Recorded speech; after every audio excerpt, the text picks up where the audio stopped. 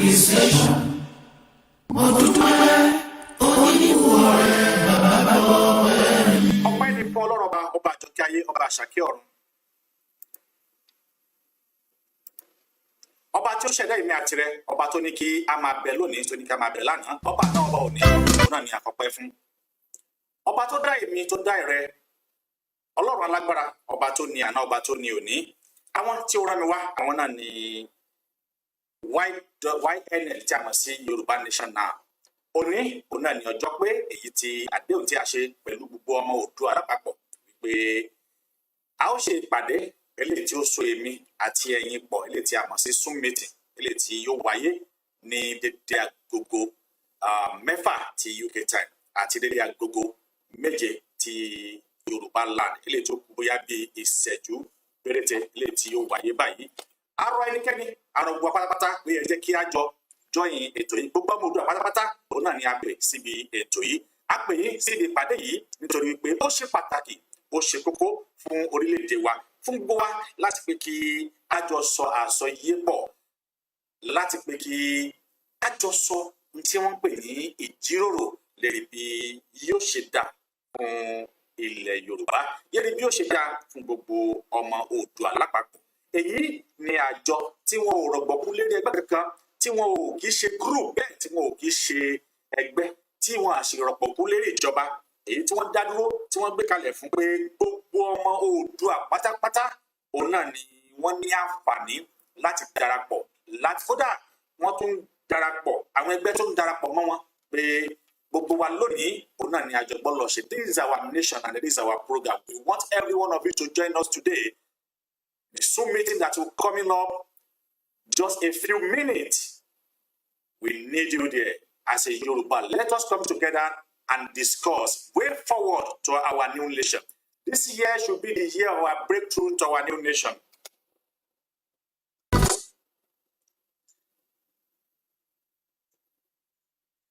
Ẹ̀yin ènìyàn mi tí ẹ ń gbọ́ mi nílé, ẹ dákun ẹ jọ̀ọ́, ẹ bá wa dá sí ètò tí ò ní, ẹ jẹ́ kí a jọ darapọ̀, kí a jọ ṣe é, nítorí wípé àfọwọ́sowọ́pọ̀ òun náà ni oúnjẹ o. Wọ́n ní àgbájọwọ́ òun náà ni àfi ń sọ̀yà. Wọ́n ní ká pawọ́pọ̀ ìkànmọ́lé èrò parapọ̀ wọ́n má jiyàn. Àwọn oyin parapọ̀ wọ́n máa fara. Ẹ jẹ́ kí gbogbo wa kí a jọ parapọ̀ lónìí, kí a jọ ṣe ètò yìí, nítorí wípé ètò tèmi àti ìrẹ ni a sì gbọ́dọ̀ jọ ṣe ni, torí pé ohun tó jọ kan èmi àti ẹgbàgbọ́n ni, ohun tó jọ kan wá gbọ̀ngbọ̀n tó yẹ kí a jọ mójútó ni. Ọ̀rọ̀ gbogbo wa ni, ọ̀rọ̀ ọmọ Yorùbá ni, ọ̀rọ̀ èmi àti rẹ ni, ó yẹ ká jọ ṣe ni, ó yẹ kí a jọ fi ọwọ́ sowọ́pọ̀, kí a jọ gbé ètò ní lárugẹ. Ẹ máa rí ọ̀pọ̀lọpọ̀ àwọn ènìyàn tí wọ́n pè síbi ìpàdé yìí, gbogbo ẹgbẹ́kẹ́gbẹ́ òun náà ni a pè níjọ, a pè àwọn tó jẹ́ pé they are independent of their own group. We call them together to talk to us, and then let us have this meeting together this night.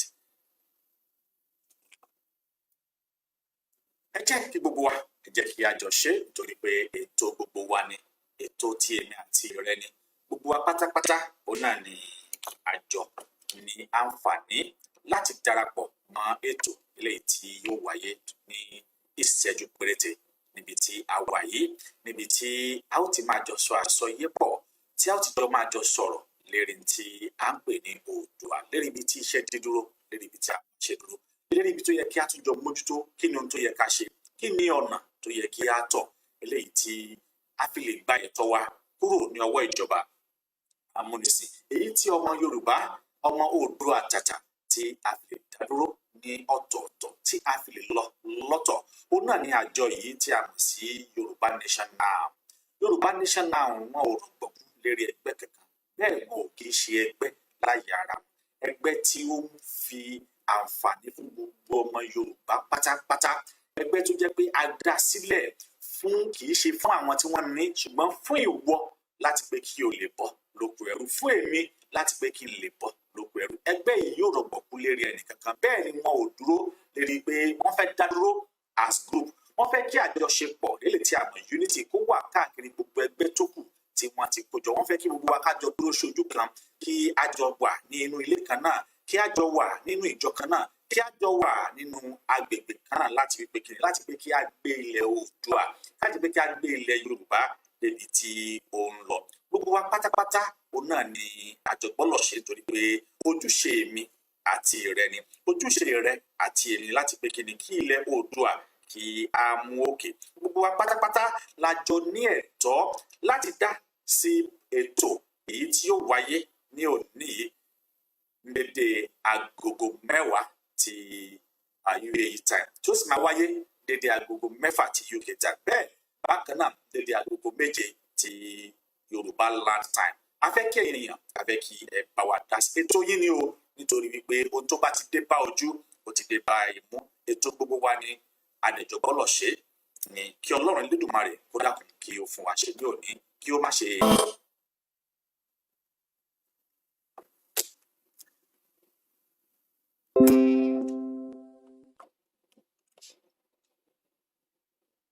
ẹ jẹ́ kí a jọ sọ àsọyépọ̀, ẹ jẹ́ kí a jọ ṣe, ẹ jẹ́ kí gbogbo wa, ẹ jẹ́ kí a jọ darapọ̀ lórí ètò tí ó máa wáyé ní òní.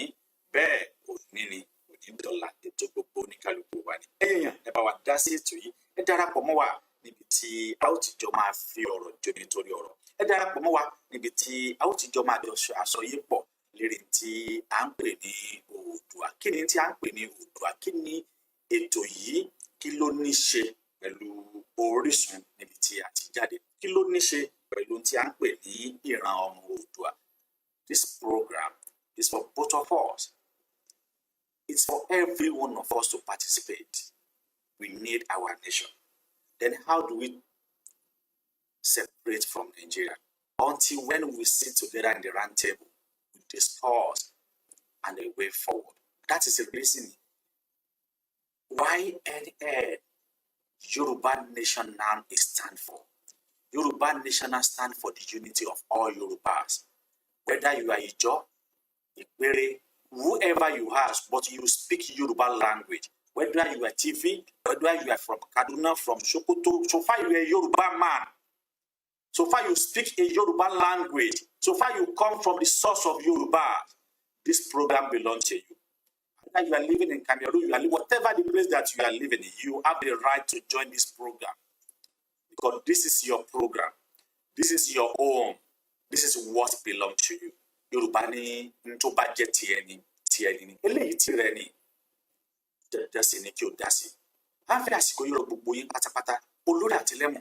Gbogbo ẹ̀yin níjọ. Ẹ̀yin tí ẹ jẹ́ ọmọ Oòduà, ẹ̀yin tí ẹ nífẹ̀ẹ́ Oòduà tọkàntọkàn.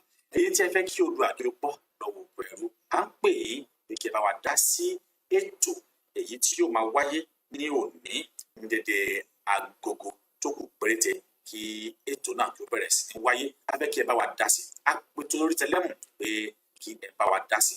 Ètò gbogbo wa ní o, àsìkò lọ́jọ́ ṣe ni. Òní lòní jẹ́ ẹni abẹ̀ lọ́wẹ̀ gọ́ngọ́ sọ àtúkò ọ̀rọ̀ bọ̀ ní ẹnu àwọn afiyèdè sọ̀rọ̀.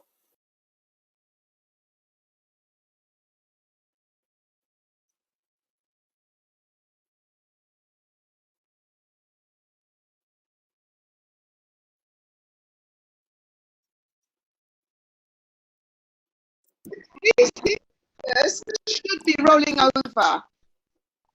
The figures should be rolling over very quickly. The reason why we have 20,000 awareness inside Yoruba land. Can we have petition number 3, please, Mr. K?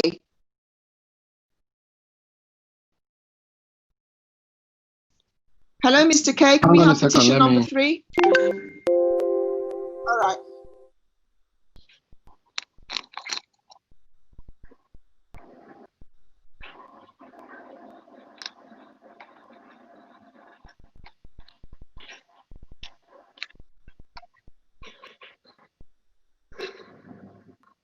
If you bear with us, please, this might be a bit slow. Okay, again, okay, so actually it was petition number 2, but don't worry. We now have petition number 3, which is the one that Professor Akitoye is actually asking us to sign. Again, you can see the figures are very low. This petition has been going now for maybe about a couple of weeks. You can tell already that it's dead on arrival. Why? Could you cancel that where it says Bookie is counting? Could you cancel that, please? where because we need to see the figures, Mr. K. Oh, I'm coming. I've got nearly 50 people waiting to come in. All right, okay. Yeah, let me just admit them so that they don't. Those people, because we need to show you the reason why we need to create the awareness, why everybody has to join this, has to join Yoruba Nation now. This is not about any, like I said, it's not about any group. It is about the Yoruba people.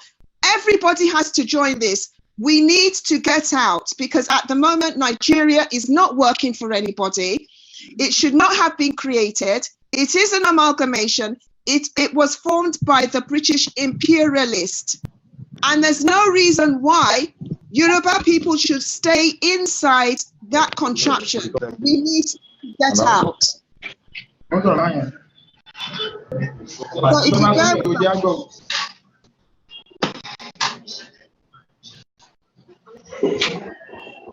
okay, Mr. K, are we ready? Yeah, so allow me. Okay. So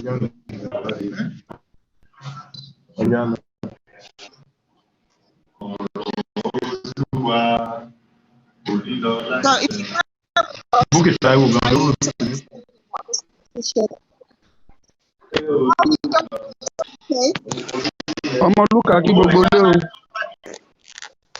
Good evening, Mr. Luka. Thank you, Sister Buki. I am very grateful. Yeah, so Sister Buki, I'm sharing the screen now. Mention a sound. Look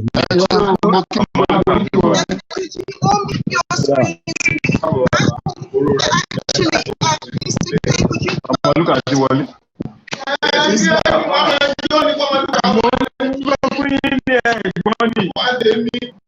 Oh yeah, Carlos. Good evening.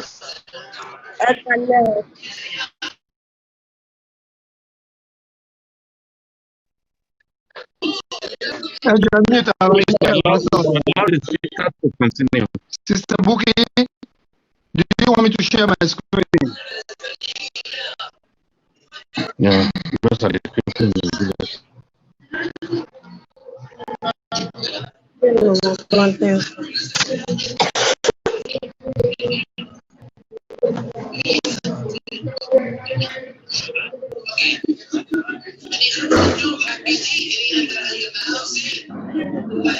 Sister Buki,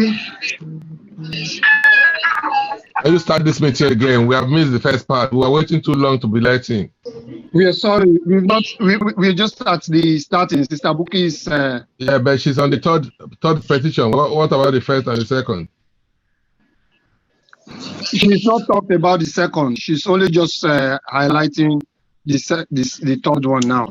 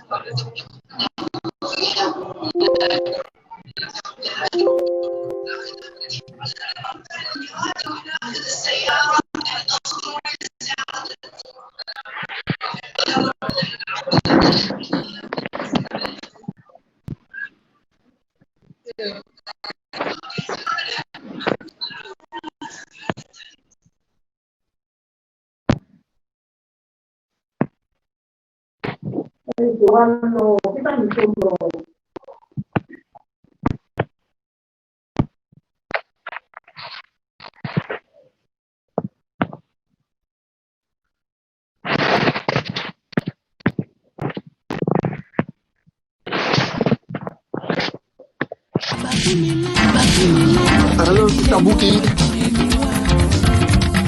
Sister Buki. Sister Buki. Buki, can you unmute yourself?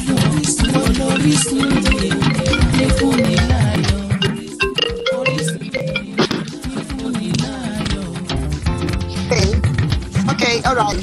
Okay. Are we there yet? Are we there yet? Yeah, you say I should open the number 3 petition for you. Do you want petition number 2. We need to go to petition number 2, and then afterwards we'll go on to petition number 3. Okay. Yeah. I'm going to second them. Okay. Sorry, guys, if you can just be patient with us.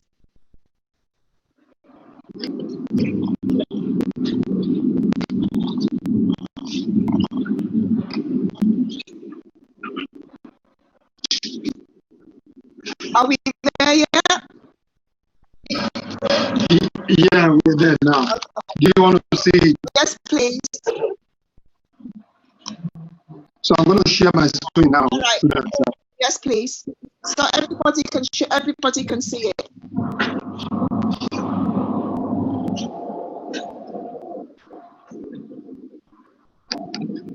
Okay, excellent. so that's petition number 2. Now, everyone, I hope you can see petition number 2. This is that we're not in. We showed the first petition, which was showing 20,000 signatories, basically aiming for 25 signatories. The reason why these figures are low, you can see this one now is showing 9,000 signatories, aiming for 10,000. This has been going on for quite a while. This petition has been going. The numbers should be rolling. No, just leave it there. Don't scroll. Just let's see the figures. The numbers should be rolling over very quickly. Should be turning over, so that what happens is you get the figures in the million. Why the figures are so low is because there is no awareness inside Yoruba land. So we need now see petition number 3. Can we see petition number 3, please? Okay, this is the current petition that God bless his heart. Professor Akitoye, we love him to bits, but this petition are the kinds of figures that we should be aiming for, and we can get those figures if we come out in our mass. So therefore, what am I saying? Yoruba Nation now is not about any group. Please, I am begging you, with the group mentality, we need to come together as a nation. When we have come together and we have now created that awareness from every nook and corner of Yoruba land, I can guarantee you, you will get these figures. You will get more than these figures, because we need to create that awareness right from the grassroots. We need to go outside from all us. We all need to come out. That is the only way that we can achieve our freedom. We need to call ourselves out inside Yoruba land. We need to call ourselves out in all over nooks and crannies of the world. We need to make the world draw the world's attention that that is what these petitions do. You can see the figures of George Floyd. That is why people came out in mass. The petition, all government world organizations, to draw their attention to the problems of the people, to the people, and by the people. That is, if we do not create that awareness amongst ourselves, and we need to start it right from the land, inside Yoruba land. We need to call out all the Yoruba people. We need to call out all the others. We need to call ourselves. So please, join Yoruba Nation now. That is what it is about. Can we see the figures of, can we see the next petition for the NSARS? So you can see those figures. Let's see the NSARS petition. Can we see that, please? Mr. K? Hello, Mr. K? Hello, Mr. K?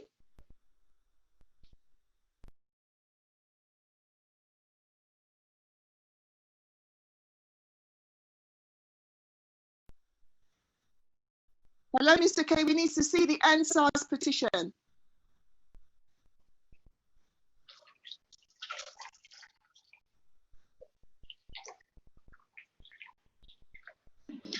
Yeah, I'm just doing it now. Allow me a second, please.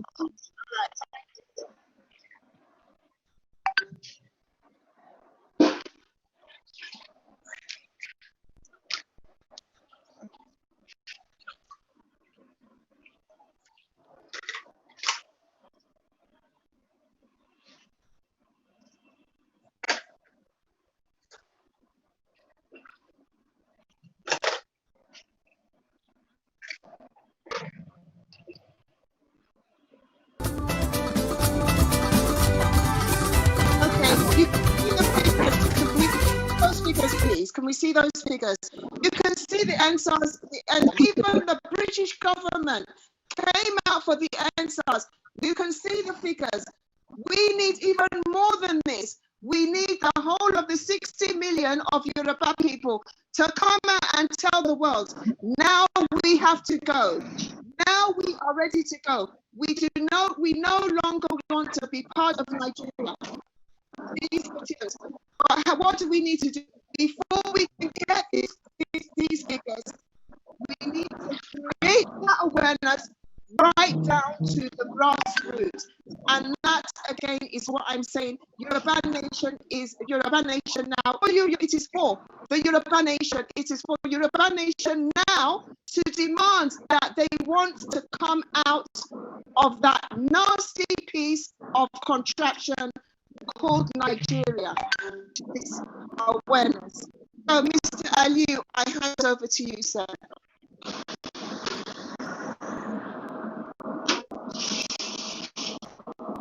Thank you, everyone.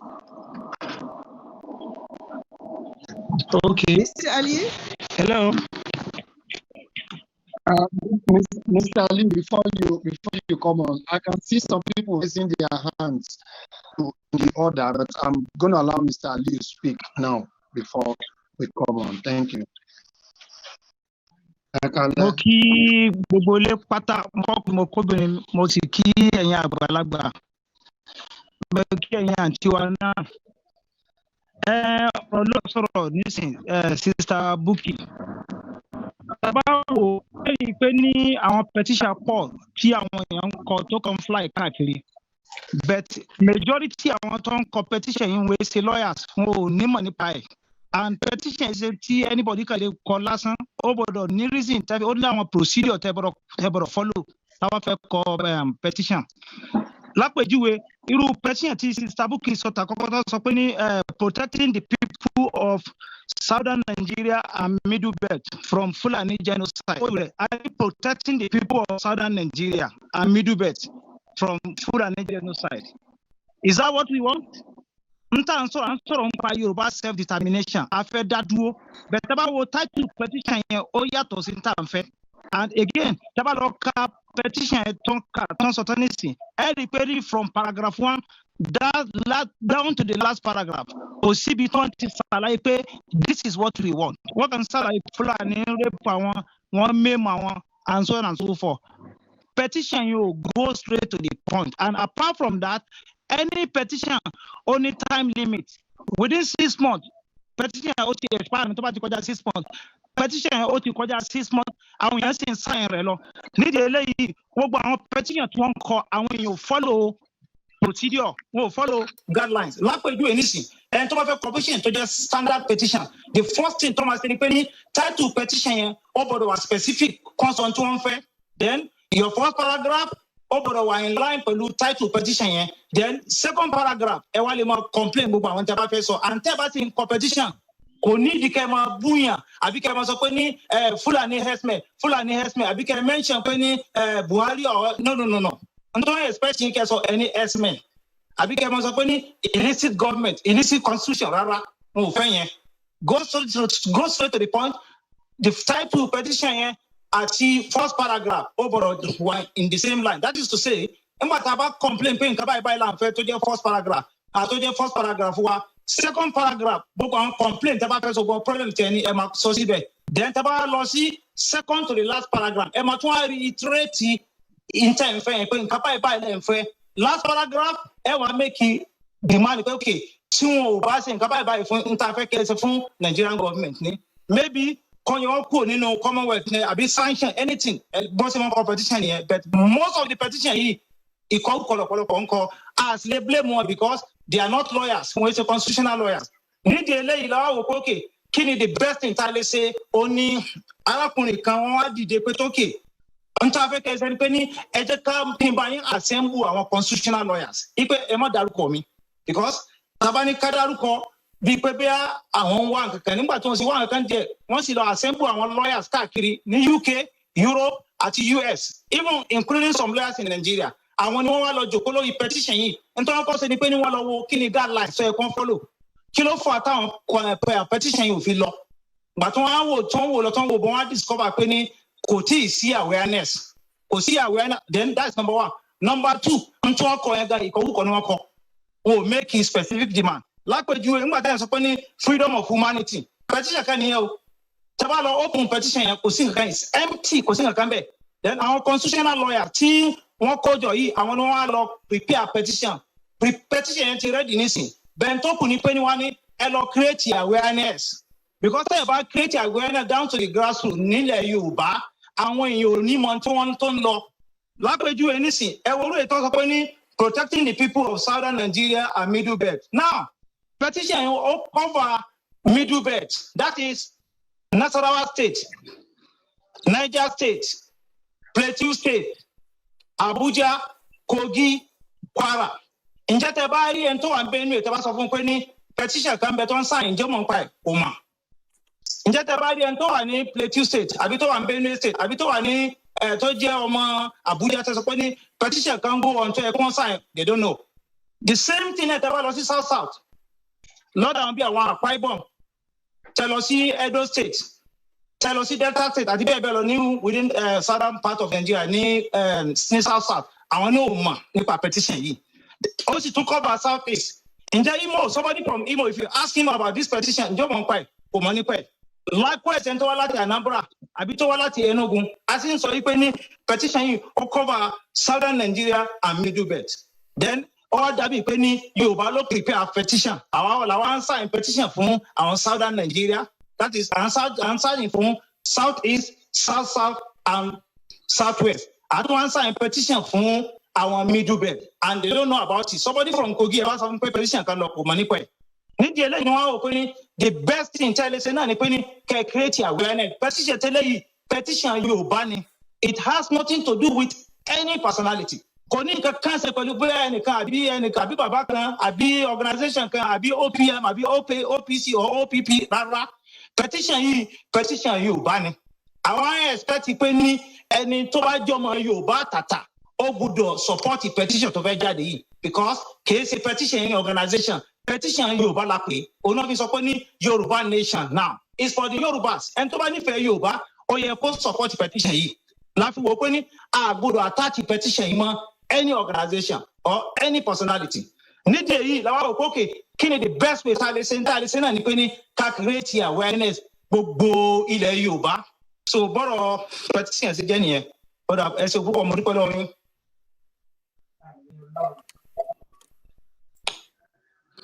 Hello? Hello? Go, Mr. Liu. So, Gagabi, Mr. Liu, she saw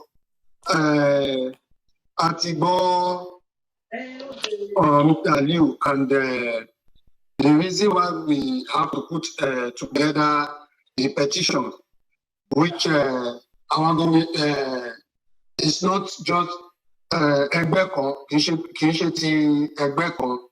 So, Mbatuni, Mr. Aliu to February, in terms of mobilization in Bubule Yoba, or if you're privileged to talk on that, can talk with Sister Buki on how she's going about the campaign, the awareness campaign, which is the most important of all. So, Mr. Ali, over to you.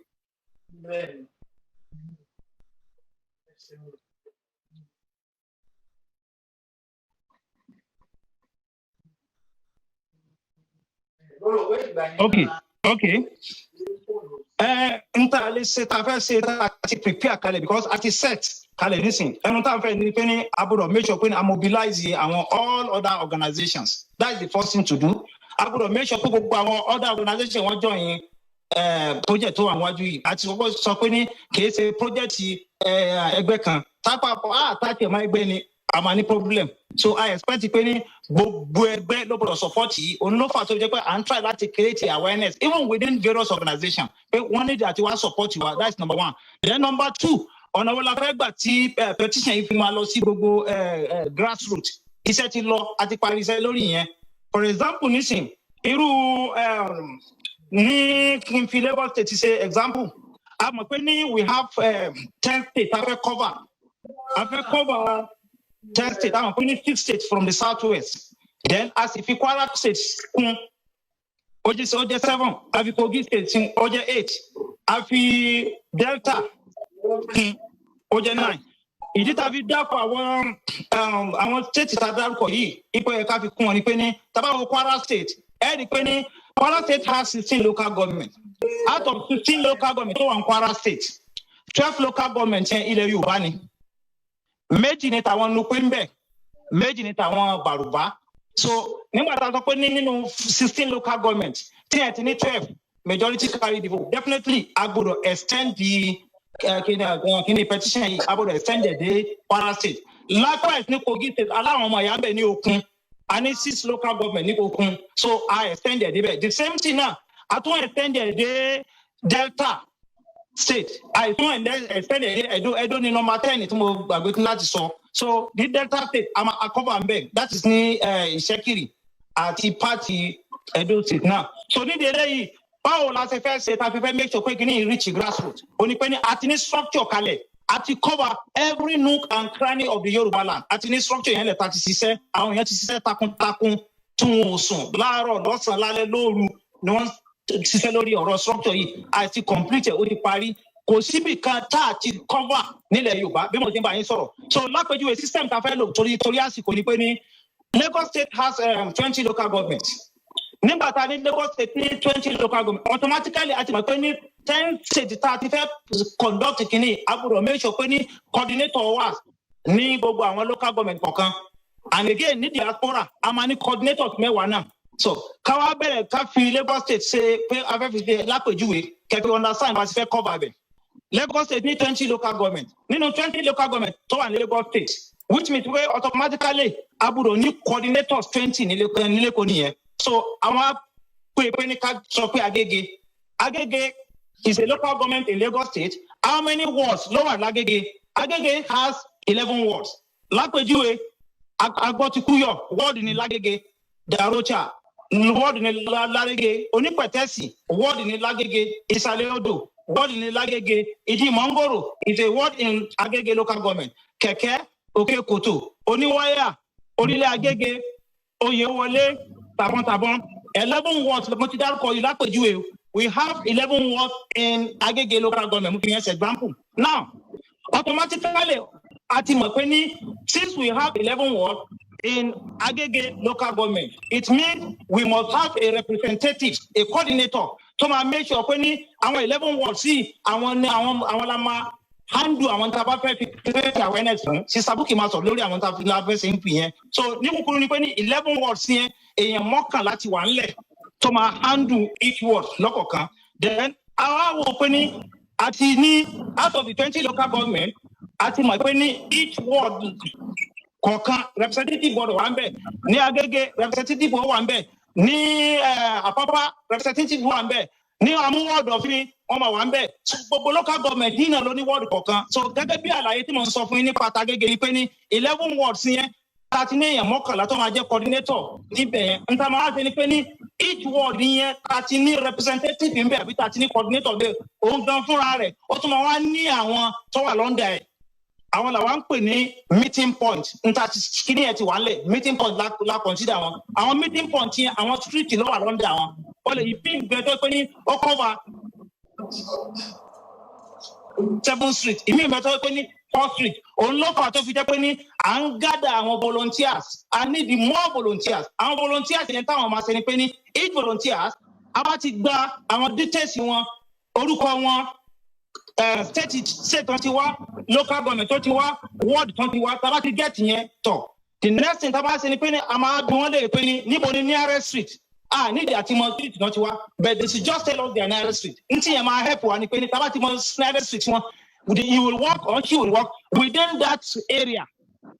So likewise now ni other ward now bá ti máa ṣe káàkiri yẹn so that in each ward àti láwọn representative member in each street ta pè ní meeting point ta kó street mẹ́fà jọ àbí ta kó street méje jọ ó depend bí àwọn street yẹn bá ti tóbi tó sáà mẹ́fà yẹn kò ní sí àwọn local government mi ìbẹ̀tọ́ pé tá a discover pé nínú àwọn ward yẹn ward mi ìbẹ̀tọ́ ní 80 street èmi ìbẹ̀tọ́ ní 70 street but data tá à ń gbàjọ à ń gbà ní pé ní ká fi mọ àdírẹ́sì area àbí tí yẹn bá ń gbé tá a bá ti mọ ibi area tó ń gbé ó máa rọrùn fún afọ̀rẹ́ lápèjúwe ẹni tó sọ pé ní òun wà ní Àpápá ló ń gbé ó lọ ń gbé Àpápá wọ́n ní níbo ni ó ní Randu road ní area àbí tó ń gbé automatically àti mọ̀ ipe nítọ̀ area Randu yẹn ibẹ̀ la máa post sí ní volunteers yẹn àmọ́ ẹni tó wá sọ pé ní òun gbé Àpápá àwa ní níbo ló ń gbé Àpápá àwa wá sọ pé ní Randu àwa lọ jù sí ọ̀nà Agége ìyẹn ò lè work la fi sọ pé ní the best thing ká get àwọn details wọn tá bá ti get details wọn á ti mọ area àbí tó yẹ ká fi wọ́n sí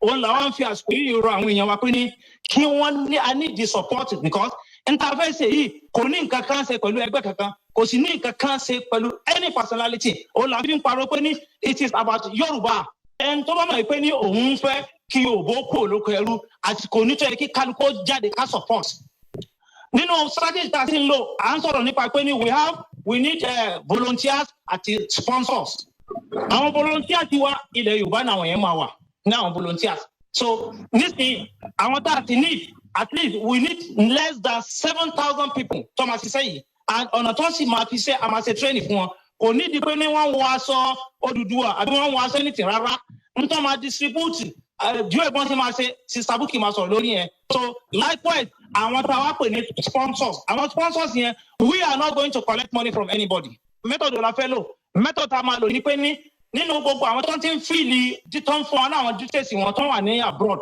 ẹlòmíì bẹ tó pé ní ó wà labroad òun náà tó wà lára àwọn sponsors n tá a máa ṣe ni pé ní ok tá a bá wo gbogbo àwọn tá a ti compute orúkọ wọn tá a ti get data wọn a bá wò pé ní níbo ni wọ́n ti wá túrò àwọn details wọn àwọn tó bá wá láti Ọ̀yọ́ state ojú kan side kan máa wà àwọn tó bá wá láti Lagos state àbíyàn wá láti Ọ̀ṣun àbọ̀ wá láti Kwara àbọ̀ wá láti Ọ̀yọ́ àbọ̀ wá láti Èkìtì àbọ̀ wá láti Oǹdó àbọ̀ wá láti Ẹdó àbọ̀ wá láti Delta ó ti ní a máa fi kálukú sí àyè rẹ̀ ó mì ní pé ní if somebody is from Ọ̀yọ́ state and you are in Japan or you are in Canada or you are in America àbíyàn wà ní Germany so as long as ó jẹ́ pé ní diaspora ni wọ́n wà tó sì fẹ́ jẹ́ sponsor tó ń jẹ́ ọmọ ìlú kan náà a máa kó wọn sójú kan a máa open web platform kan tó pé ibẹ̀ ni gbogbo wọn máa wà website wa Facebook wa everything àwọn yẹn máa tọ̀ lórí ẹ̀ ìyẹn náà ti fẹ́ set so nídìí eléyìí àwọn táwa kójọ ta sọ pé ní sponsors ni wọ́n tó ti jọ ọmọ state kan tá a ti kó wọn so let's say Ọ̀yọ́ ni gbogbo wọn if somebody is in Ghana àbọ̀ wà ní Togo àbọ̀ wà ní Germany as long as ó ti jẹ́ pé ọmọ Ọ̀yọ́ kan náà ni wọ́n tó ti jẹ́ pé sponsor ni wọ́n ọmọ wà lójú kan method wo la fẹ́ gbà la fẹ́ fi ṣe àwọn tá a fẹ́ lò yìí àwọn material tá a fẹ́ distribute torí náà àwọn material náà ni ọ̀nà bíi CD flags àti bẹ́ẹ̀ bẹ́ẹ̀ lọ so n ta máa ṣe ni pé ní àwọn tí tábà ti gẹ́tì pé ìlú kan ni wọ́n wà tá a ti open WhatsApp group fún wọn or Telegram fún wọn tó ń ṣe wà lójú kan automatically wọ́n ti máa ríra wọn wọ́n ti máa mọ phone number wọn so àwọn ni wọ́n máa ṣe meeting láàrin ara wọn tí wàá ní pé ní àwọn material tá a fẹ́ lò yẹn àti máa make sure pé everything ti ready bá a ti ṣe bá yín sọ̀rọ̀ yìí everything ó ti ready so àwọn ìyẹn ni wọ́n máa wá di break pé ókè o kí la fẹ́ contribute ní tí kálukú bá ní lágbára tó bá fi lè ṣe ìrànlọ́wọ́ fún Yorùbá nation so n táwa ṣe ni pé ní láàrin ara wọn ìyẹn tó máa ti wá di break tiwa ni pé ní gbogbo tó máa lò yẹn àti produce ó ti wà ńlẹ̀ tábà tí wàá fún wọn the next thing láàrin ara wọn máa wá select àwọn èèyàn wọn tó bá wà ní Ọ̀yọ́ láàrin ara wọn ọmọ apíkì ókè o èmi ní sister kan o èmi ní brother kan o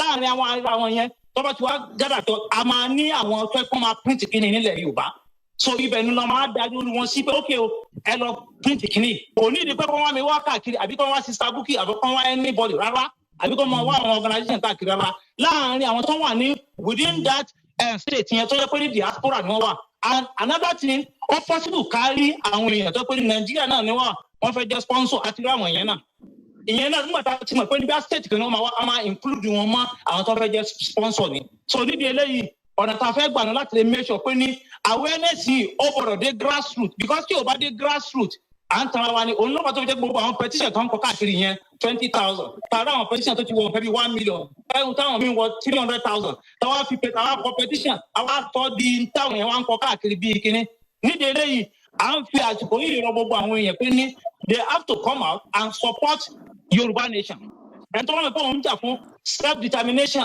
àsìkò tó yẹ kó fún Yorùbá àsìkò tó yẹ kó jáde ní láti wá ran Yorùbá lọ́wọ́ kábí kò ní oko ẹrú ọ̀nà tá a lè bà níyẹn o àwọn èèyàn tí wọ́n ti assemble àwọn lawyers yìí jọ wọ́n ti parí iṣẹ́ àwọn tí ní UK Parliament wọ́n ti lọ lobby even as I'm talking to you we have 57 láwọn UK Parliament tó fẹ́ ṣiṣẹ́ fún wa the same thing ní US náà congressmen gbogbo eléyìí mò ń sọ fún yín tó kẹ́ fi mọ̀ pé ní àwọn èèyàn ti ṣiṣẹ́ lọ dáadáa n tó wá expect pé ní I need the support of anybody everybody kò ní nǹkan kan ṣe pẹ̀lú ẹgbẹ́ kan kò ní nǹkan kan ṣe pé bàbá kan ní kíní rárá o as long as you are in Yoruba anywhere you are whether you are in Togo or you are in Germany or you are in anywhere tí ẹ bá wà ó yẹ kí o bọ́ta láti support kíní yìí ni so àwọn tó wà ní àwọn tá a pè ní coordinator tó máa wà ní abroad yẹn n táwọn náà máa ṣe ni pé láàrin ara wọn wọn máa monitor tó ń lọ wọn bọ láti ní problem okay state wo lókù tí wọn ti cover ibẹ̀ lókù tó wọn ti kó pẹ máa tún wọn máa ṣe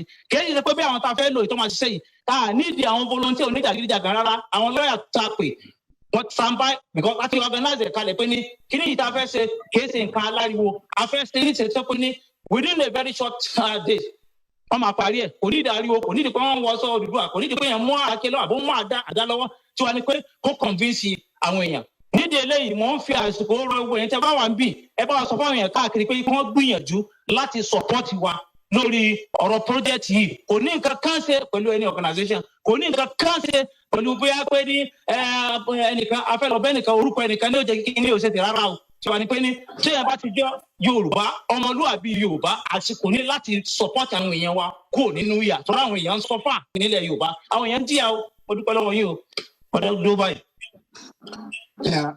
Ṣé gan Mr. Aliyu so lọ́wọ́ yìí bóyá rí àwọn tó lọ́wọ́ sókè o I will just quickly call on Sister Buki about so she can tell us more about the branding.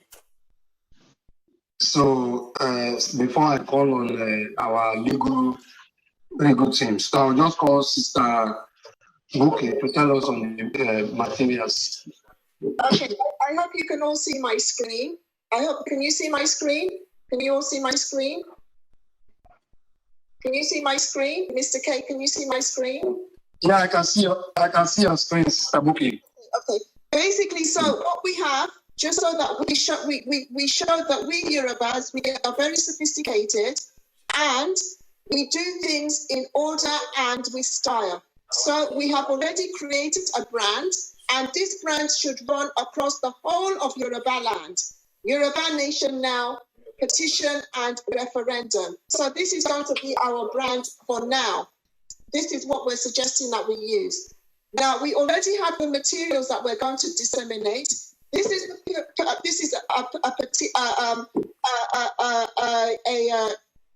a leaflet poster that has already been created that we intend to disseminate across the whole of Yoruba land, inside all the houses, posters and everything.